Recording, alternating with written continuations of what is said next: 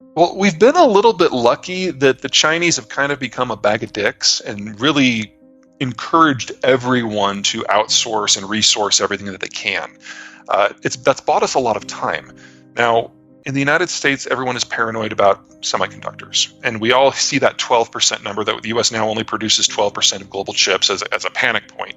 But that's by number. By value, we produce 60%. So all the What's the good difference? chips are designed in Japan and the United States. They might be manufactured somewhere else if they're further down the scale. But in terms of cell phones and server farms, the important stuff, that's already safe. The problem is going to be the mid and the lower end. The mid ones are usually Malaysia and Thailand. The lower ones are almost certainly China. So when you're talking about the lower tech stuff, the Internet of Things, yeah, that's just going away. But I'd argue that I don't really need a meat thermometer that is going to tell my phone what the temperature of the meat is. I mean, we can get by without that, I think. It's overall electronics manufacture that's going to be the big issue. Because remember, differentiated labor forces is what makes manufacturing work. China's a huge place. It's got a lot of that internally, and then it has access immediately to Taiwan, Japan, Korea, and Southeast Asia. That's what's breaking down that whole ecosystem. We can't rebuild all of that. I mean, just to serve electronics needs for North America probably would require a workforce of 4 million people in manufacturing. We're already in labor shortage, and the Mexicans are kind of tapped out already. So there is going to be a huge amount of pressure. Americans do well at the really high-end manufacturing and the very low end because we're energy rich. It's the part in the middle that we're really reliant on the Mexicans to save us for. Like I said, this is perspective. We're dealing with an environment that we've never been in before. The way I would like to be wrong is that the Americans would actually do what George Herbert Walker Bush wanted to do back in 1991 and have a conversation with ourselves about what sort of world we wanted to live in and how to get there. We weren't interested then. I would argue that we're really not interested now. So the risk here, from my point of view, is that globalization does manage to persist because of some lingering American commitment.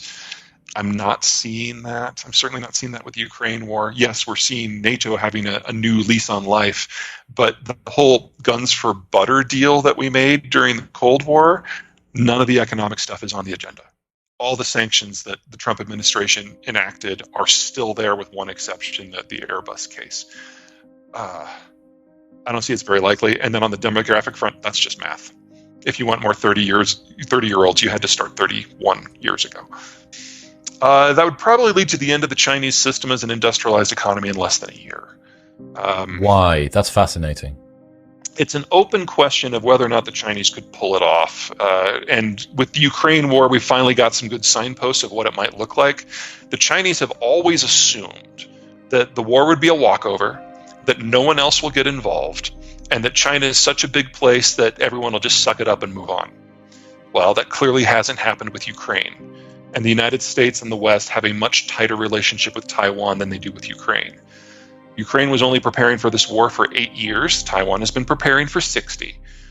You can walk to Ukraine from Russia. It's a bit of a swim to get to Taiwan. The sanctions that are in place against Russia would absolutely devastate China because, while Russia has a lot of faults, it's a major exporter of food and energy. China imports those things. 75% of their oil is imported from a different continent. And 75% of their oil is imported. And then I think it's really the boycotts that have really scared the Chinese the most. The idea that individual citizens might have any say on policy, they did not see that coming. They have no way to process that in a one-man state. Because it's so different to the setup that they have. Yeah, exactly. So every assumption that they've based the last 40 years of military planning on is proven to be wrong. And then, of course, there's the question of whether they could actually do it. If they did a slow-motion mobilization like the Russians did, it took 3 months, the Taiwanese would see that. They'd build a few nukes. And so the cost of capturing Taiwan would be losing Shanghai and Beijing. That doesn't seem like a good plan. So the only battle plan that I've seen that might work is if they just text every member of the army and say, go to a port, get on a fishing boat, and sail. You'd lose 1 million people in the crossing. just to get to the beaches. So there's nothing about this that works. And if they did pull it off, even if they do capture Taiwan, they are now cut off from global manufacturing, global investment, global energy, and global food. Trucks stop running within a couple of months, the lights go out in less than 6, and that is all she wrote. Remember, agriculture is an industrial sector, so you're talking about mass famine in under a year. Dude. That is wild. Now, normally I'd say the Chinese aren't stupid, they wouldn't do this. But it's a one-man show now. And nobody wants to bring Xi any information because they don't know how he'll react. He's shot the messenger literally so many times that everything is a surprise to him. Every time, okay. But even a minor mistake just cascades through the system, and it's a full cult of personality. So, we've got basically people who are zealously trying to do what they think Xi wants them to do. And just one of the more inane ones is seeing teams of people in hazmat gear disinfecting airport runways, because they think that's what you have to do for COVID. Just that people talk about the Americans now in a fact-free zone. That's nothing compared to what's going on in the Chinese system. Well, the next 5 years are going to be rough. We basically, in the West, need to at least double the size of our industrial plant. Let me correct that. In the West, minus Germany. Germany is its own special case. Everyone else has largely hollowed out their manufacturing as part of globalization. We focus on the really high-end stuff and the design, but a lot of the middle and the lower stuff is now done in other countries. That's got to change. If you are part of a network where you can access lower-skilled labor, like the Americans are with the Mexicans, great. If you're not, you either need to attach yourself to another system or find some way to go without. Now, if you are in that kind of friends and family network of the Americans, energy is covered, food is covered, investment will be tight but available, and there's a degree of security that you won't have in the rest of the world. So the biggest problem is going to be building out that industrial plant. That means we should expect inflation in the US of maybe 9 to 15% for the next 5 or 6 years, because that's what it's going to take to get through this. And if we do succeed at building that industrial plant over that time frame, then that inflation rate will come down, and we'll have supply chains that are shorter, simpler, cheaper, and closer to the end consumer. So better all around. So if you're part of that network and you can get over that hump, it looks pretty good.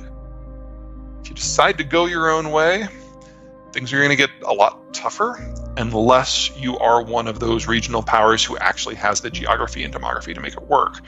France, after the financial collapse of, say, the euro, might not notice the rest of the world going to hell. Their manufacturing is already in place. Their energy system is fine. They've got oil just across the Mediterranean. They're going to have subsidiary economies in Spain and Italy. It's a fairly good setup. The Americans will always complain more than what the problem is worth. And the fact that we're going through our political transition at the same time we're doing this is, awkward, to say the least. We're going to blame a lot of things on a lot of things that have no direct connection. That's very American. If you're talking about Britain, that's up to you guys. It's like, if you can figure this out and figure out a relationship with the United States or the French before the break, that would be your best bet. Is that because now's the time to cut a deal? You've just had a change in government. The Ukraine war is hot and heavy. If you were going to have a leader take the country in a more sustainable direction, now is the time.